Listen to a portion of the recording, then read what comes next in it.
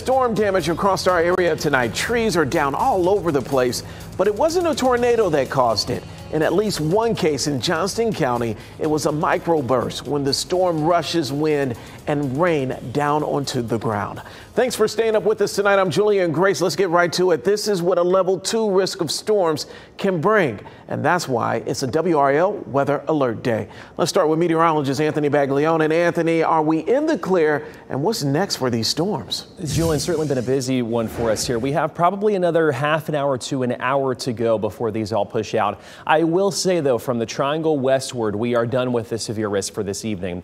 It's mainly confined to our eastern counties at this point. And so let's talk about where these sit, because hit or miss was a great term for these afternoon storms. Some locations did not see much at all. Other locations saw a lot of rain and, of course, those trees coming down. Dunn, you're looking a little bit quieter right now. Smithfield up toward Clayton, you can see right there, pretty light showery coverage at this point. Where the strongest kind of cells are, Goldsboro, Kinston, heading toward eastern North Carolina. No severe thunderstorm warnings right now, and we may not see any more, but there's still that potential, at least for some of our eastern counties. Rocky Mount also seeing a good amount of lightning coming down right there, and also in Wilson. That's all pushing off to the east, and we're going to continue to watch that again probably for the next maybe hour or so. By the time we get to our early Monday morning commute, though, you can rest easy. We will not need the rain gear tomorrow morning. It should be a calm start for us. Here's a look at 8 o'clock. You can see just a lot of sunshine for us starting off tomorrow morning. Tomorrow evening, though, Julian, we do have another severe storm risk. Once we get beyond that, we have some really nice weather headed this way. We're going to talk about all those details coming up here in just a few minutes. All right, we're excited to hear the details. Thank you, Anthony. As we said earlier, the big impact of this system was trees blowing over. Carly Haynes is in Johnson County with a look. We're on Old Fairgrounds Road right now, and we're seeing a lot of trees down just like this all over the roads. We've also been getting reports of tree limbs that are caught in power lines. I want to show you what the road looked like as we were driving on I-40 east from Raleigh to Benson a little bit earlier today. This was just after 6 p.m.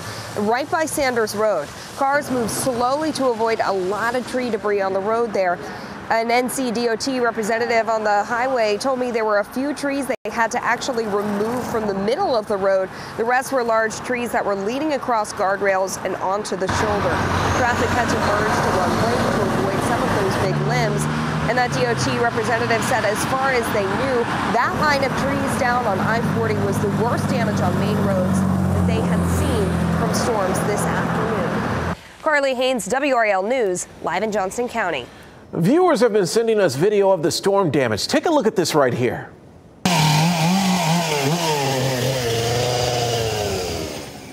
Let me explain what you're looking at. This was the scene on Zacks Mill Road in Johnston County earlier tonight. Moving this massive tree required quite a bit of chainsaw work. Viewers have also been sending in these pictures of damage from tonight's storm.